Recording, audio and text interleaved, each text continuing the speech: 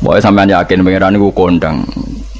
Islam itu dipimpin kiai keliru ya mlaku, dipimpin kiai bener ya mlaku, dipimpin kiai gonta-ganti ya mlaku. Teng TV sering ngono berita ustad sodomi, ustad ngene-ngene. Wong ya ora terus gedeng Islam, ya nyalahno ustad iku. Ya ono Islam dibajak, ekstremis ya muni Islam, sekuler ya muni Islam, liberal ya muni Islam. Ya Islam ya baik-baik saja. Ora ono masalah kan, biasa mawon. Yo rame ini dunya. Riyen Rasulullah niku rak sae-saene tiyang niku mawon disisipi tiyang munafik. Karena ndak ada cerita pendapat itu memuaskan semua napa pihak. Rasulullah rak kesayangane pangeran. Niku pun ndak bisa memuaskan semua orang. Sehingga orang yang kecewa ya jadi munafik. Pemene terima kiai, terima presiden, terima Kapolri, terima pangam, enggak bisa. Apapun konsepnya itu enggak bisa. Mesti ada yang setuju pendekatan ekstremis itu persuasif. Sing sitok gak harus tegas. Kalau enggak tegas enggak bisa membasmi akar-akarnya. Sing jare persuasif, nak tegas mereka dendam malah kacau negara. Sing sitok kalau enggak tegas mereka ngelamak. Itu kan ra iso selesai. Akhirnya nyelesaikan aku sing pimpinan nurut. Akhirnya sing pendapatnya gak tinggal nurut ya nurut mergo dipecat tapi terus balik lo sithik. Balik lo apa? Sithik-sithik. Masjid ge ngoten nasibe, kiai ge ngoten. Kulo nek di murid kuatah, di santri kathah sing kiai ge kathah. Ngono kiai niku sowan kula, Gus, masjid itu ape nganakno zikir Ramadan. Dadi 24 jam full mulai bar subuh sampai sahur. Saking semangat ibadah Ramadan. Terus ibadah ning dia muni takok. Ya teng masjid, Gus. Dadi masjid itu ben makmur, terbaik masjid makmur. Tak omongi. Lah apa ngarit ora ibadah. Apa dadi satpam mergawe iku gak ibadah. Apa nyupir angkot golek nafkah ibadah. Kiye kok goblok kira karuan aja muni ngono. Astagfirullah, iki ora urusan iku, Gus. Ya urusane mergo ke takmir dadi ben keren, pas ke takmir masjid rame ngono. Berarti sing nama baiknya kan kowe. Nek pengiran ra butuh iku, pengiran kepingine seorang bapak golek nafkah. Anake kepingine sekolahan ya satpam teko, ora teko alasane itikaf. Kepingine pangeran ya bis sing tetep jalan, dadi wong sing nyetop iku ana bis aja kok mandek mergo itikaf ayo mending. Kecewa lho. Wis bae ku piye dicapik ra dukung. Padahal kula yo nyucup yo hormat, tapi tetep gremeng mergo idenya enggak keturutan. Ya kula yo ngerti rai-rai ngono iki biasa wae, cara kula biasa.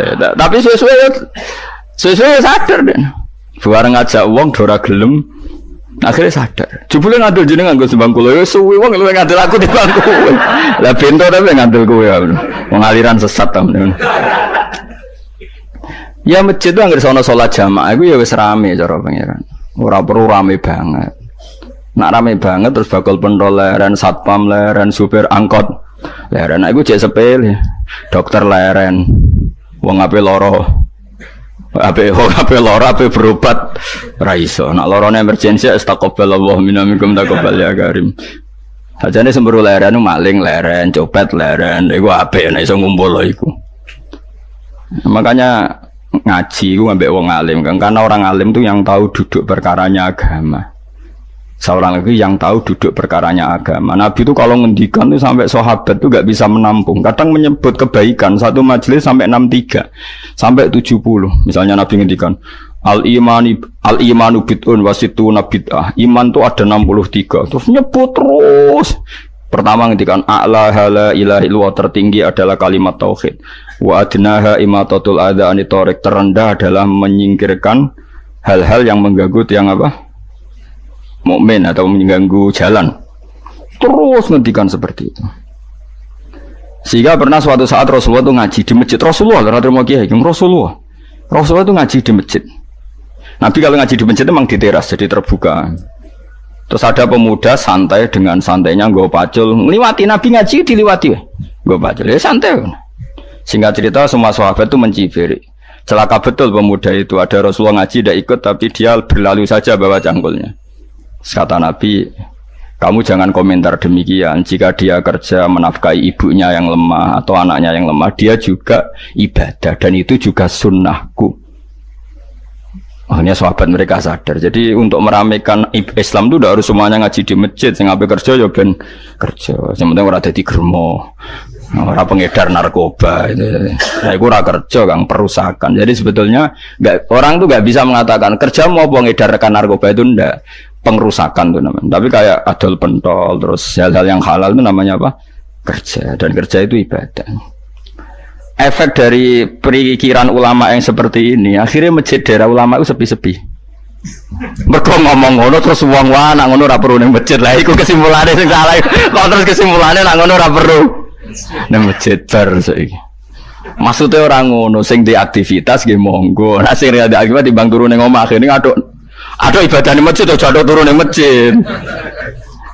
Nah, akhirnya daerah-daerah tertentu yang akeh ulama mesti masjidnya sepi, tak jamin. Jajal gitu loh nih Rembang. Oh, tambah sepi. Karena ulama cara berpikir, jauh kerja ya, ibadah ngernet ya, ibadah mulang ya ibadah. Akhirnya orang masjid mas terawih. Iku yang golek sing cepet. Tapi kunane kuno, Nabi sekalipun itu yang namanya orang yang mendengar, tetap ada yang menolak. Konsep perang di luar kota itu kan secara teori militer itu rasional. Bikin kontak ya rasional. Tapi orang yang berpendapat tadi, ya Rasulullah kita di rumah saja, itu ya gelo. Kayak tadi orang yang ingin memakmurkan masjid kemudian kan saya seperti itu ya gelo. Kalau pikiran saya, suatu saat dia sadar, intinya sadar, terus sowan saya sadar. Karena ya muridnya ada murid beda angkatan ya, dia semi-semi teman sama saya. Tak omongin ini, cong kowe nak pancen seneng masjid tenan, masjid itu sudah jadi problem bagi umat. Misalnya gini, ojo sampai, kenapa orang nyupir angkot demi nak mirno masjid, kenapa orang tugas satpam demi makmurno masjid. Berarti masjid ini menjadi problem penghalang dari sistem sosial ekonomi. Kowe seneng masjid darani problem, kowe seneng masjid dianggap kambing hitam. Ya sudah, sholat jamaah saja, sholat jamaah di masjid. Terus yang nganggur-nganggur ya ke masjid. Tapi kalau yang sibuk ya monggo, asal itu halal ya ibadah. Ketika Nabi setiap aktivitas muslim asal halal itu apa? Ibadah. Makanya kita harus. Nah, tapi kan pendapat seperti ini itu kan kadang dibantah juga. Tapi ke Ramadan Gus tahun pisah, nosok ngejinan rasa setuju. Tak bukti kalau dia hadun nafsi tak tes. Ya wis aku setuju. Syaratnya ketuane takmir ra kowe. Dadi masjid rame pas kowe ra ketua takmir. Isen deh karena dia ingin punya prestasi. Berarti sawang wow pas dia ketua takmir hadun nafsi enggak? Hadun nafsi pasti dia itu cari. Ya jajal pengajian sing gede-gede. Mereka pengurus takmirnya kepengen pas era ini tahu pengajian geden.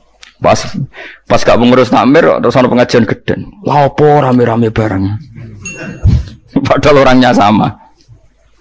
Nah itu ulama itu tukang ngomong seperti itu. Mungkin menyakitkan, tapi ulama itu terus ngomong seperti itu supaya agama ini dibawa berdasar ikhlas, bukan hadzun nafsi, bukan kepentingan pribadi.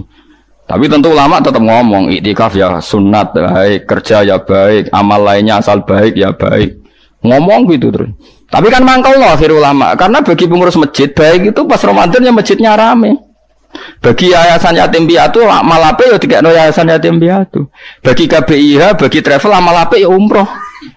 Ya ora. Jadi tenan kula raguyen. Mana mungkin travel umroh dalil kowe nek ada dhuwit luwih kekno cah yatim kekno masjid gak payu travel.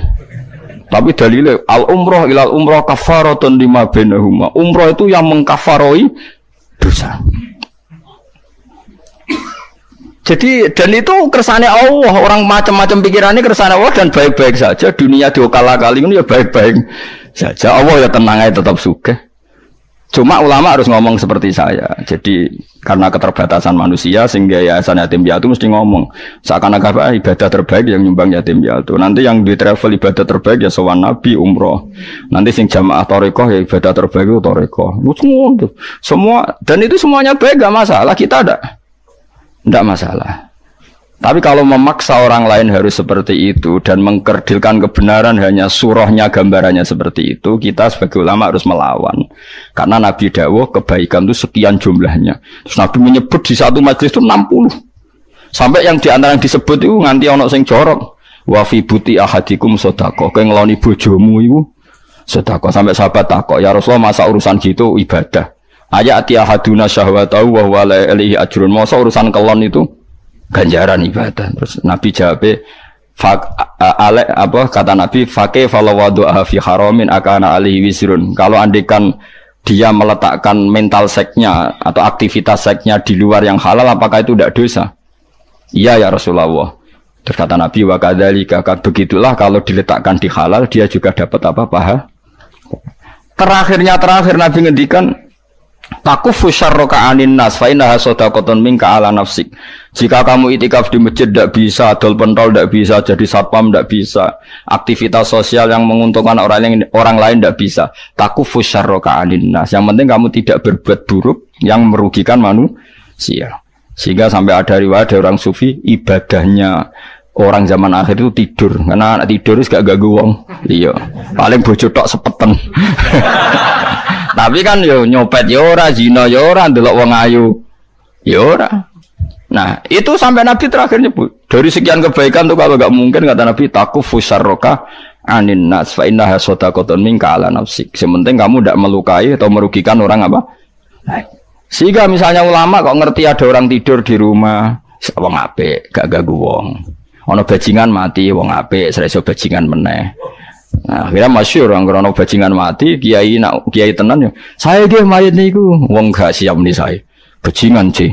Saya padahal ning atine kiai nek mati ya apik dong sira iso bajingan lho. Akhir dari bajingane ya wis mati. Lho sekarang ngakhiri bajingan apik ta elek? Apik. Berarti matine elek ta apik? Apik. Maksudnya kiai apik matine ora apik wonge. Lah ngomong gak trimo pikirane apik iku. Wonge lagi kiai ndake pinter maksudnya. Apik nggih niki. Ngomong keberatan. Ayo apik. Ya sesuk kan wedi yo. Nggih apik. Lah itu ilmu. Jadi ngaji ilmu itu orang harus punya kesiapan pendapat meskipun itu kita tidak siap. Besiwa wasa antakrohu syai'a wa huwa khairul lakum. Pendapat itu meskipun kamu kadang tidak cocok, bisa saja menurut Islam itu ini lebih apa? Baik, karena tadi kebaikan itu sekian bentuk. Bisa ulang, kebaikan itu sekian apa?